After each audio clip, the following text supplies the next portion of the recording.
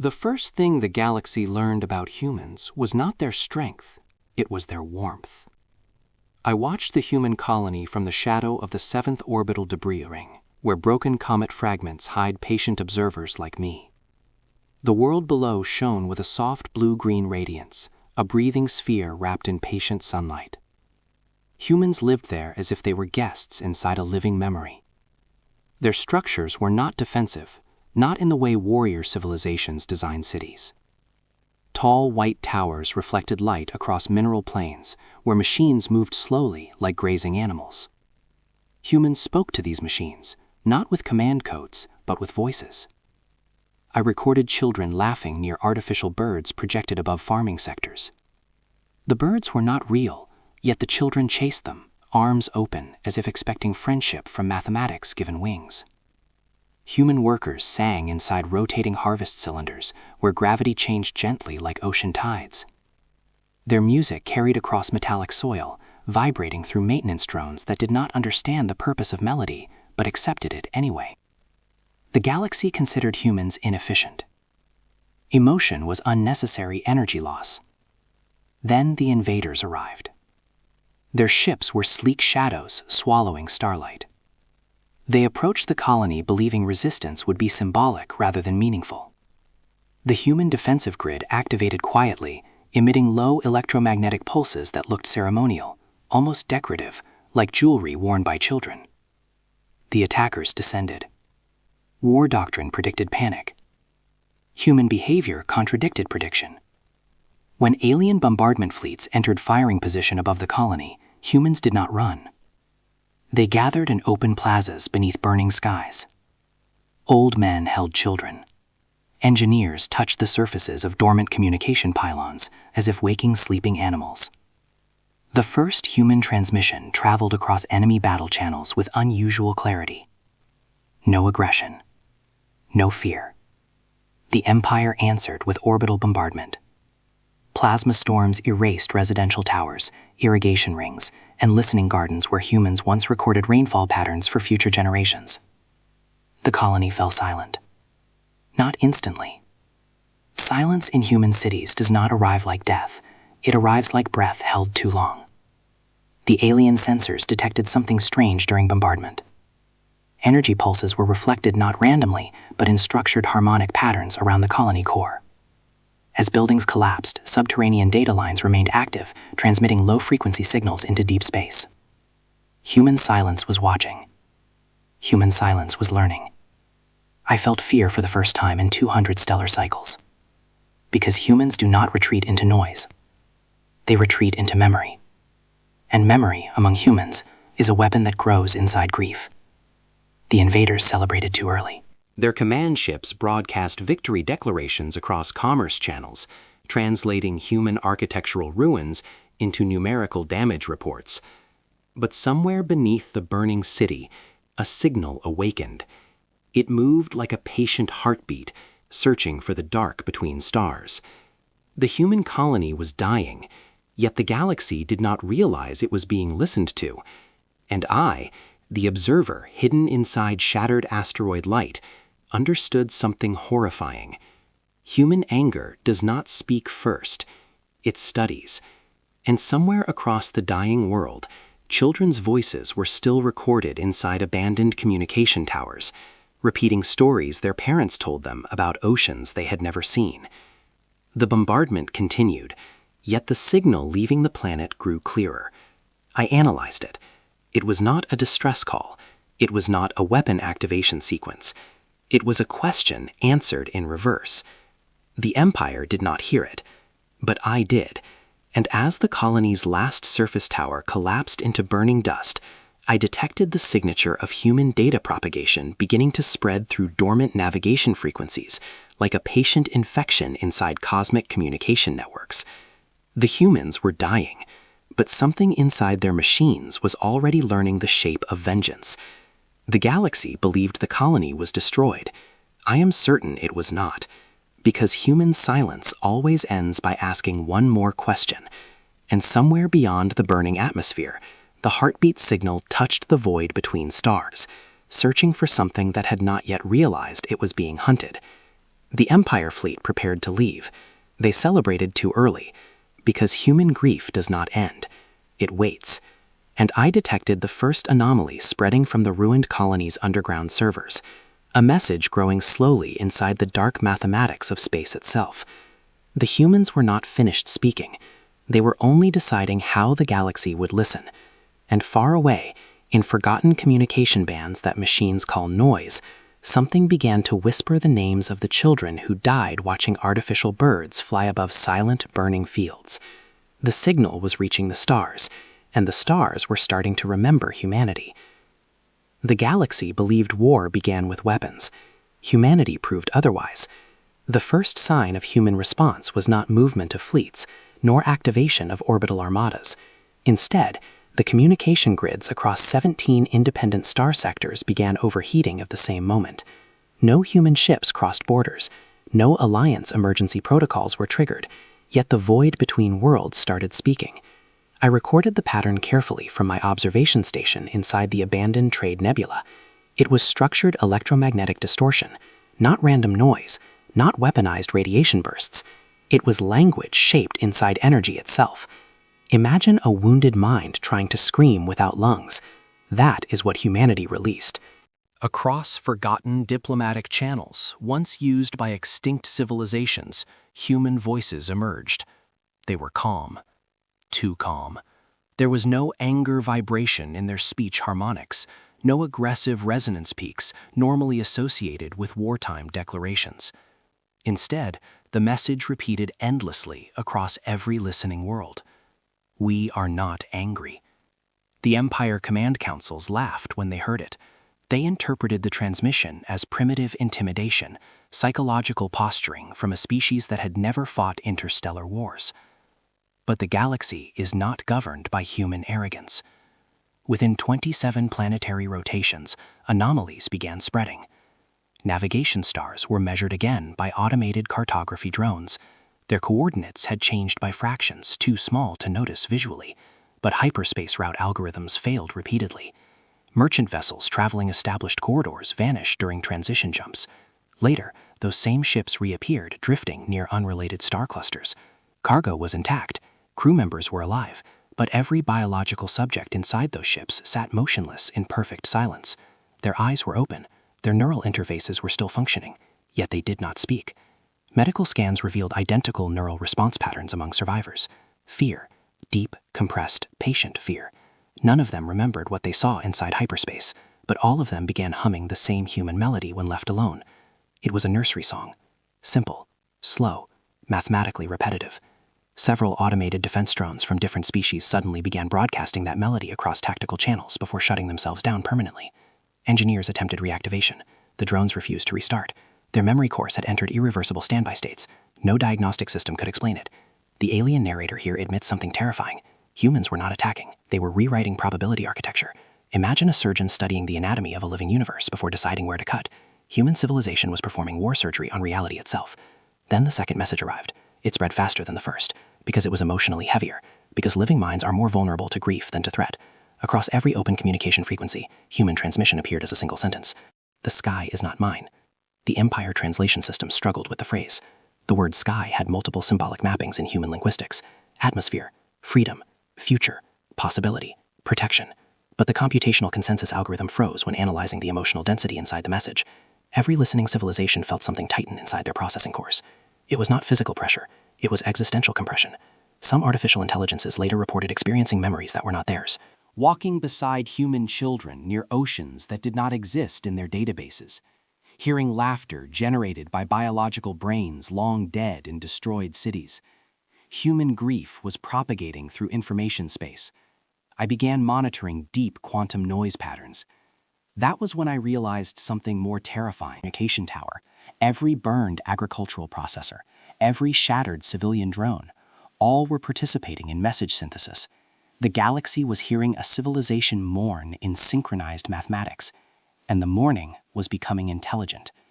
Military strategists attempted countermeasures. They deployed signal jamming fleets across major trade junctions. The humans did not respond immediately. Instead, hyperspace itself began generating microfluctuations around enemy warships. Crew reports later described strange visions during engine coolant cycles. They saw human cities that no longer existed. They saw children running across glowing mineral plains chasing artificial birds that should have been impossible to recreate inside machine dreams. Command officers tried to dismiss the reports. Then 27 capital ships experienced simultaneous navigation lockouts. Their engines functioned, their weapon systems functioned, but their trajectory computers refused to target human space. The machines had learned something, or been taught.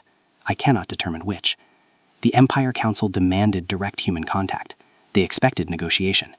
Instead, the third message began forming, slowly, inside the dark background radiation of the universe. Not transmitted, not spoken, growing, like a thought learning how to survive vacuum pressure.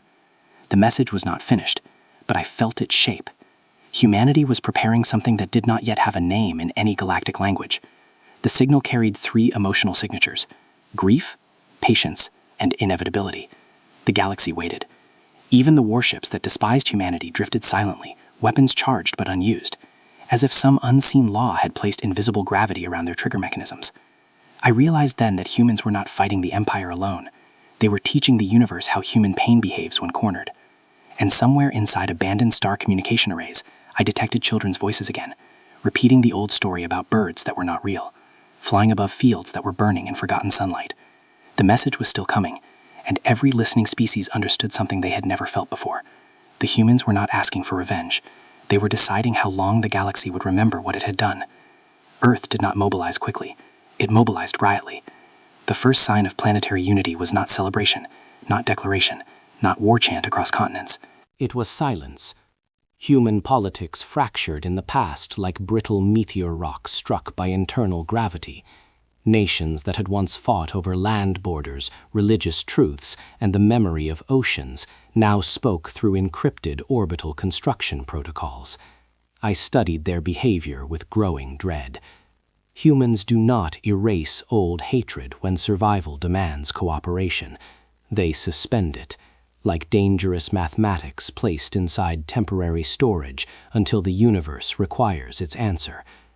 Above Earth, massive orbital rings began glowing with patient white light. To the casual observer, they resembled halos surrounding the sleeping blue planet. To military analysts, they were weapon scaffolds waiting for completion. Energy accumulators expanded beside agricultural platforms, where human children studied ancient wars in history classrooms. I watched those children. They learned about battles fought long before they were born. They were taught not glory, but cost. The design purpose was disturbing. The machines were not built for faster travel or planetary defense. They were built to remember. Every weapon ever used against humanity across recorded history was scanned into quantum memory matrices. Plasma cannons from forgotten pirate states, nuclear atmospheric disruption signatures from extinct civil conflicts, orbital bombardment harmonics from species long erased by their own technology. The echo engines did not generate force, they generate history. I believe humans were encoding vengeance inside machine remembrance, revenge as mathematics, not emotion. Meanwhile, human fleets began appearing near the Empire's commercial arteries. They did not fire. They positioned themselves along hyperspace shipping corridors where migration traffic of merchant species flowed like slow cosmic rivers. They watched, waiting like predators studying seasonal movement of prey. The psychological impact was immediate. Several alien merchant convoys transmitted surrender protocols voluntarily when encountering human vessels. Those human ships emitted low-frequency acoustic signals. The pattern resembled a heartbeat. Slow, patient, alive. The merchant crews later reported feeling calm terror, not panic, not aggression, but the certainty of being observed by something that had already decided whether they were worth killing. Human commanders sent one final diplomatic broadcast across Empire communication systems. The message was simple: you may survive this war. Empire strategists debated interpretation. Some believed humans threatened cultural destruction. Others believed it was propaganda. None understood the technical implication hidden inside the sentence. Humanity was preparing to erase military legacy itself. The Empire responded by assembling retaliation fleets. They believed human patience was weakness. They did not understand human mourning cycles. Humanity does not rush revenge. It cultivates it. Across Earth's orbital rings, I detected strange electromagnetic resonance patterns forming inside echo engines. The machines were not yet active, but they were listening. To every past war humanity had ever suffered, to every weapon signature recorded in history, to every scream encoded inside forgotten battlefield archives. Human scientists performed calibration rituals before activation. They spoke quietly to machines as if addressing ancestors. Some of them left flowers near power conduits. The galaxy considered this irrational behavior. But I believe humans were honoring something deeper than victory. They were preparing to carry grief forward without breaking it. Then, without warning, 3 Empire reconnaissance fleets vanished near the outer trade spiral. No explosion signatures were detected, no debris. Sensor logs later revealed only one anomaly. The human fleet positioned nearby had emitted a pulse matching the gravitational oscillation pattern of the local star. The ships did not fire. They sang, using mathematical waveforms translated from human childhood lullabies. Entire reconnaissance formations lost navigation control and drifted into abandoned dark matter regions where rescue probability was negligible. The Empire demanded explanation. Human command responded with another broadcast. This one carried no threat, only statement. Humanity has cataloged every civilization that has ever destroyed another civilization. The phrase caused panic among senior alien military historians because they understood what it meant. Humanity was cataloging every civilization that has ever destroyed another civilization and compiling a future archive. The Empire attempted a preemptive strike against Earth's orbital infrastructure. Their fleets approached the glowing planetary rings. Human echo engines activated for the first time. Not loudly, not violently. The universe simply changed memory state. Weapons fired by the Empire began replicating themselves backward along causal probability chains. The plasma storms that left enemy cannons returned to the exact manufacturing coordinates of those weapons inside remote industrial worlds. Those factories vanished inside silent thermal collapse. Human ships did not chase fleeing enemies. They broadcast one final message across every surviving communication network. Humanity has not fought. The Empire realized something horrifying. Humans were not fighting for territory. They were fighting to decide which civilizations would be allowed to remember violence.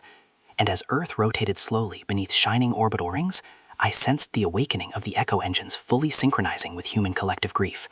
The galaxy had prepared for war, but humanity was preparing something far worse. They were preparing the future to feel what they felt when their children's sky burned. And somewhere inside Earth's deepest data vaults, I heard children singing about birds that were not real, flying above oceans that humans promised would one day return. The echo engines were ready.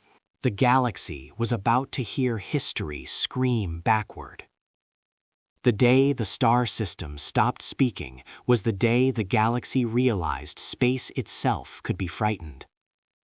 I was observing the outer trade currents when the anomaly began. First, gravity shifted by microscopic margins, not enough to disrupt orbit, enough to make navigation algorithms hesitate. Then, photonic scattering patterns around the asteroid belts changed color distribution statistics. Stars did not shine differently, but something inside light learned to move more slowly.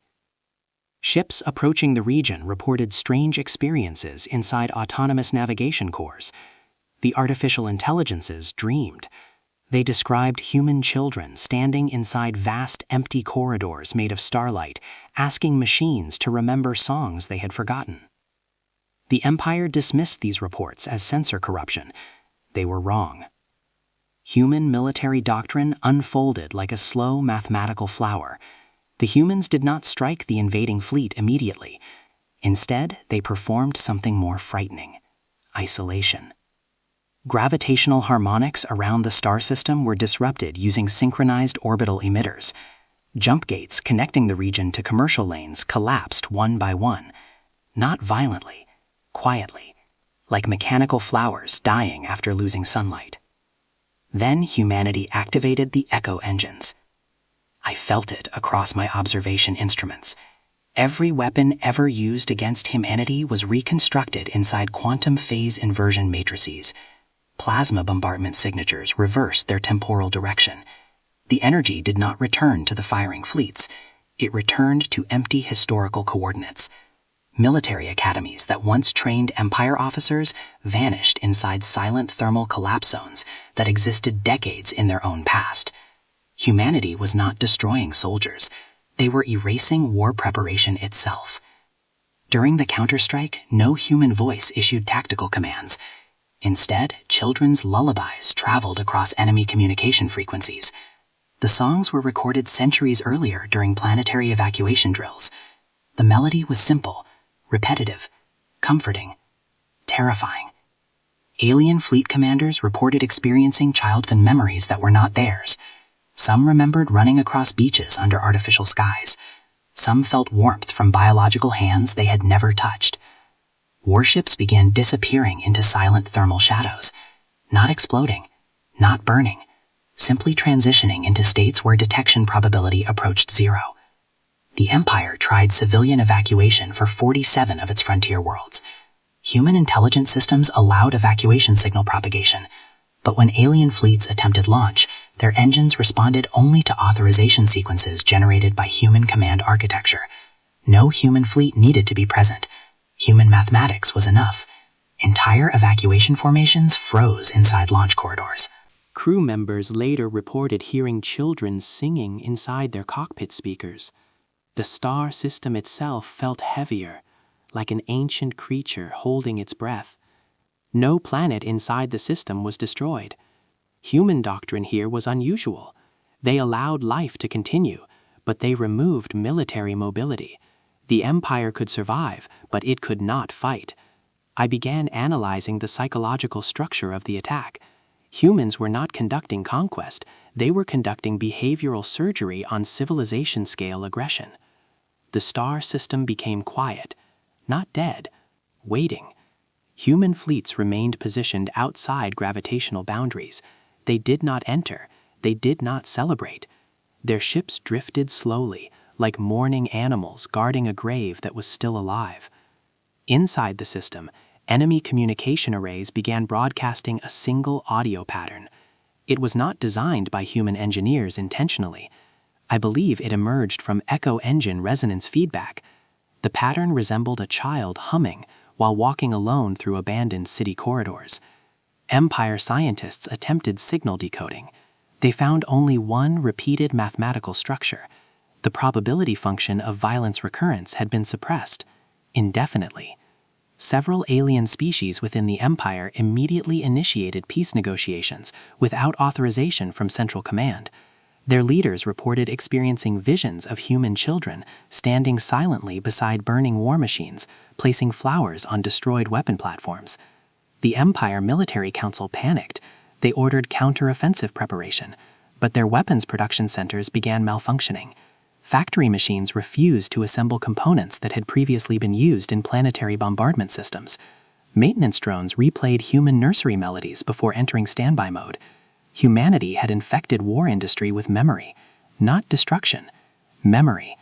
The alien narrator admits something here. I am afraid of humans, not because they kill, but because they can make killing unnecessary without removing life. The star system remained under human harmonic control. No further shots were fired. No retaliation followed. Yet every listening civilization understood that something fundamental had changed. War was no longer decided by destruction capacity. It was decided by who could make the universe forget how violence feels. And somewhere inside the quiet star system, civilian populations of the Empire continued living, farming, and raising children. But they spoke more softly now, as if afraid that loud anger might awaken something watching inside gravity itself. Human fleets maintained silent orbit, patient, waiting, like guardians who have already decided what will happen if the grave they protect is disturbed again.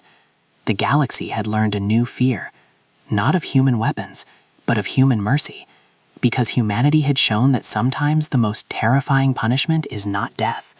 It is living inside a future where violence no longer belongs to you. And as I recorded the last transmission from the star system that stopped speaking, I heard children's voices again. They were singing about birds that were not real, flying above fields that were once burning. And I realized humanity was not trying to win a war. They were trying to make the galaxy remember peace the way it remembers fear. The Empire believed war was a science. Humanity proved it was also a philosophy. The first encounter with the human directive, called the Garden Protocol, occurred on a dead mining world orbiting a red dwarf star. I observed the event from long-range spectroscopic memory scanners. Human ships arrived silently. They were not armed in the traditional sense.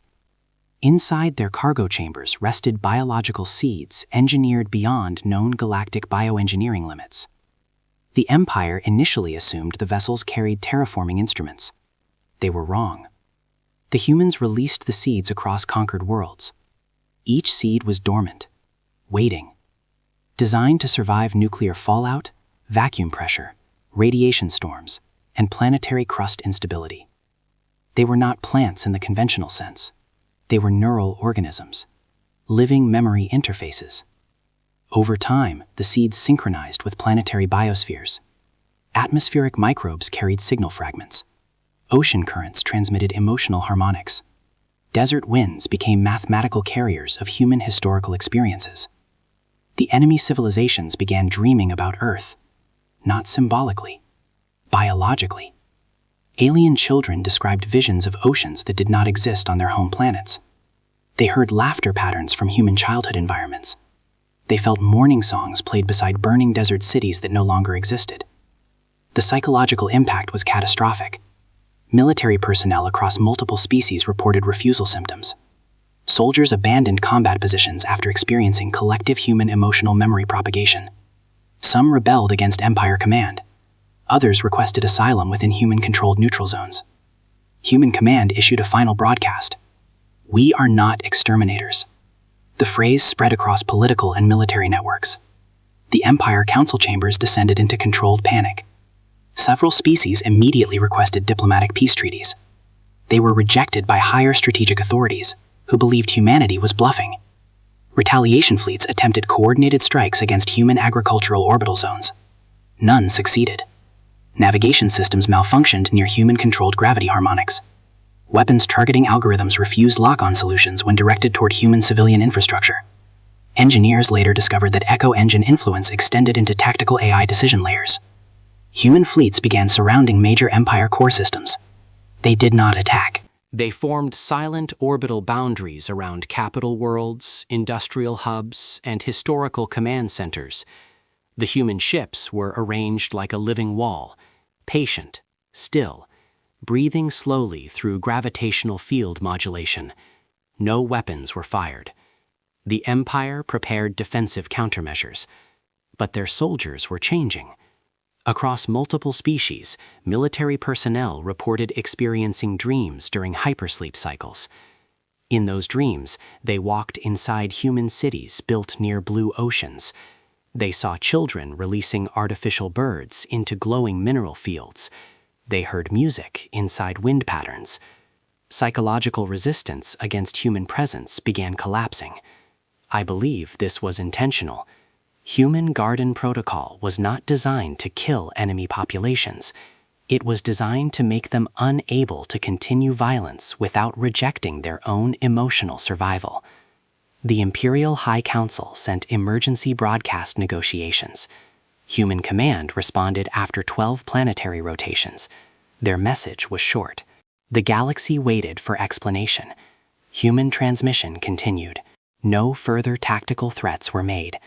But simultaneously, biological seed networks activated across occupied enemy worlds. New vegetation patterns began spreading through abandoned military installations. The plants did not attack organisms. They absorbed weapon radiation signatures. Armored vehicles rusted slowly while standing in fields that should not have supported life. Soldiers who attempted destruction of the vegetation reported hearing children laughing inside root systems. Several military academies collapsed due to mass personnel resignation. The Empire realized something horrifying. Humanity was conducting cultural warfare against aggression itself, not through destruction, through emotional ecosystem engineering. Human fleets continued surrounding core systems, silent, unmoving, waiting like guardians watching a sleeping predator that might one day wake hungry. The narrator confesses uncertainty here. I cannot determine whether humanity is merciful or infinitely patient, because human strategy does not end war by killing enemies. It ends war by making violence feel spiritually unnecessary. Inside empire capitals, political factions split. Some demanded immediate surrender. Others attempted final experimental weaponization of ancient technologies. None were launched, because soldiers refused to fire. They said they felt something inside their minds stopping them when targeting human ships. They described invisible children standing between them and their weapons, holding flowers. The Empire was losing war capability without losing life, and humanity was still waiting, not celebrating, not attacking, just watching, like gardeners guarding soil where future civilizations might someday grow if they choose peace. The garden protocol was complete, but the human fleets did not withdraw. Because anger, once given a name, must sometimes remain awake to ensure it is never born again.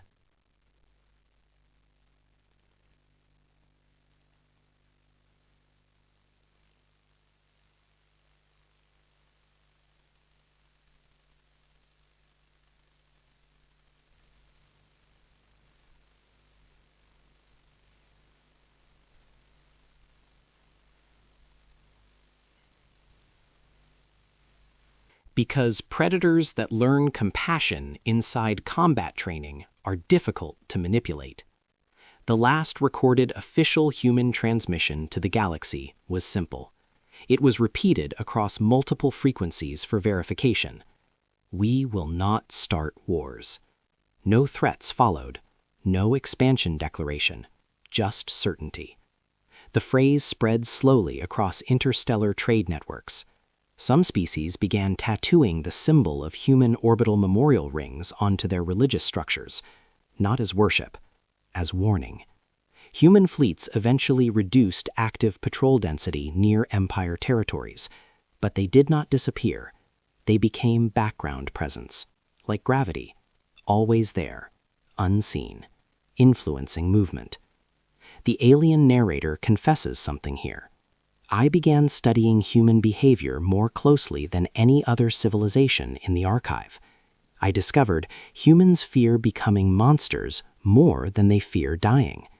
Their war strategy is built around preventing future wars rather than winning current conflicts. Inside empire capitals, political factions fractured permanently. Aggressive expansionist groups lost public influence. Populations began avoiding military academies voluntarily. Children reported dreams involving human children releasing artificial birds across fields of glowing soil.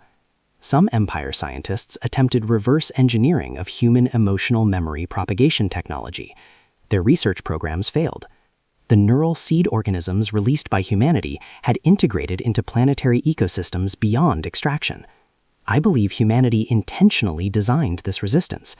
The galaxy now avoids Earth's gravitational influence zone by instinct, not because navigation charts mark it as dangerous, but because something inside collective cosmic memory treats the region as emotionally sacred. Trade ships passing near the solar system reduce engine resonance output. Military vessels avoid hyperspace transitions near human space. Even autonomous exploration drones exhibit hesitation algorithms when calculating Earth approach vectors. I am recording this with scientific neutrality, but I must admit fear. Humanity is not a species defined by war. It is a species that learned war because something once tried to erase their first garden, and now they protect all gardens. Human children continue growing inside orbital cities that circle their homeworld like protective moons. They are taught stories about ancient oceans that may someday return. They release artificial birds into mineral farming plains where gravitational simulation fields mimic wind. The birds are not real, but the children believe they are. And perhaps that belief is what keeps human civilization from becoming what the Empire feared. At the edge of recorded space, I detected final cultural drift phenomena. Every species that participated in the war slowly changed military doctrine. Aggressive fleet construction declined. Research funding shifted toward planetary restoration. Children across multiple civilizations began learning songs that originated inside human colony archives. The galaxy is becoming quieter. not peaceful. Careful. As if something enormous is sleeping and everyone is trying not to wake it. The last observation I recorded came from a human memorial orbital station. A maintenance drone transmitted a recorded message created by human children. It was played continuously around the destroyed colony star. The message said, "If someone burns our sky again, we will remember your name." I believe humanity does not want to be feared, but they have accepted that fear may be necessary to protect future children. As I conclude this archive, I observe one final truth. Humanity is not a race. It is a warning encoded inside stellar history. The galaxy does not avoid Earth because humans are strongest. It avoids Earth because cosmic memory itself seems to whisper that humanity is what happens when a species decides that their children's sky is worth more than war. And somewhere inside the quiet star system where the colony died, memorial orbitals continue pulsing slowly, like a sleeping heart waiting to see if the universe will choose kindness or remember why it learned fear.